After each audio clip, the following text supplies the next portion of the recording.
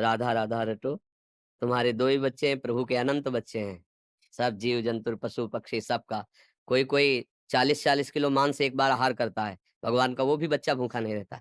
मतलब जैसे पशु-पक्षी ऐसे-ऐसे, अब जैसे हाथी है उसे मनों में चाहिए, कुंतलों में आहार चाहिए, लेकिन भगवान उसको भी भूखा नहीं रहते, वो भी स्वस्थ रहता है।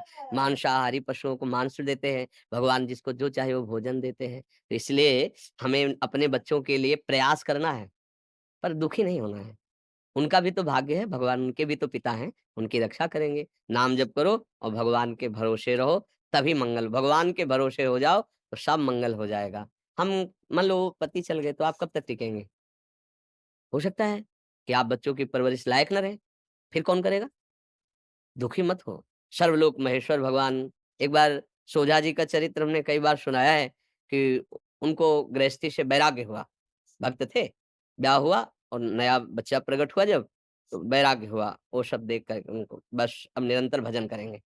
पत्नी से कहा कि धर्म कहता है कि जब वैराग्य की भावना हो तो पत्नी को सूचना देनी चाहिए। तो हम आपको सूचित करते हैं, हम कल सुबह 3 बजे घर से भाग जाएँगे। तो उसने कहा हम आपके साथ चलेंगे। बोले आपका धर्म है, आप चल सकते हो पर कुछ भी साथ लेके नहीं। जैसे हम कष्ट में जीवन व्यतीत करेंगे वैसे। तो कहा हाँ, चल पड़े, अंधेरा था। वो पीछे-पीछे थोड़ा कदम, तो उन्होंने कहा कुछ लिए हो क्या पीछे? तो उनका पुत्र को ले कहा था कुछ नहीं, पुत्र को क्यों लेके आई? नवजात बालक को गोदी में। उनका अब इसको कहाँ छोड़ें? तो बहुत से कीड़े-मकोड़े थे, बोले इनका भरण-पोषण तुम कर रहे हो? तो भगवान कर रहा है। अगर हमारी आज्ञा मानते हो तो यहीं छोड़ दो, नहीं वापस लौट जाओ। तो पति प्रेमी थे, पुत्र को छोड़ दिया। अब भजन तो करते रहे 10-12 वर्ष हो गए, पर माँ का हृदय बार-बार प्रश्न करता कि क्या हुआ होगा मेरे बच्चे को? सोजा जी ने देखा कि इनकी मना स्थिति जो है, तो उनका चलो एक बार गाँव चलते हैं। तो अपनी जन्मभूमि के दूर रुके।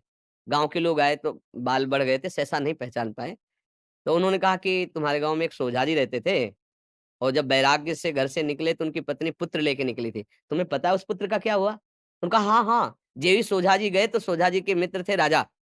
उन्होंने अपने सैनिकों से खोज करवाई। तो जब खोज कराई तो पुत्र मिल गया। तब उन्होंने कहा उनका नवजात शिशु है, तो बोले वो वैराग्य में इनको भी छोड़ के चले गए। अब हमारे तो पुत्र है नहीं, तो सोजा जी का पुत्र हम अपना पुत्र मान लेते। बोले वो युवराज है, 12 वर्ष का है युवराज। बोले अच्छा तो मान। पत्नी इसका समझे?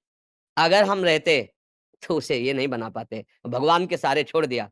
वो निकले और सैनिक आ गए उठा के राजकुमार पदवी पे अर्थात आगे चलकर राजा बनेगा। भगवान के भरोसे हो जाओ, वो अनंत ब्रह्मांडों का भरण-पोषण करे, हम लोग तो जीव हैं। अपने लोग थोड़ा अज्ञान से युक्त है कि हम नहीं कमाएँगे तो कैसे चलेगा, हमेशा न अरे भगवान सबका भरण-पोषण करते हैं, उन पशु-पक्षियों का करते हैं। देखो जिनके इतने बड़े-बड़े पेट हैं, आहार हैं और कितने सुंदर-सुंदर पक्षी हैं। अपने लोग तो वो सब लगा लोगों के गाल चिकने करते हैं। वो पेस्टो-वेस्टो जैसा आता है, क्या कहते हैं उसे?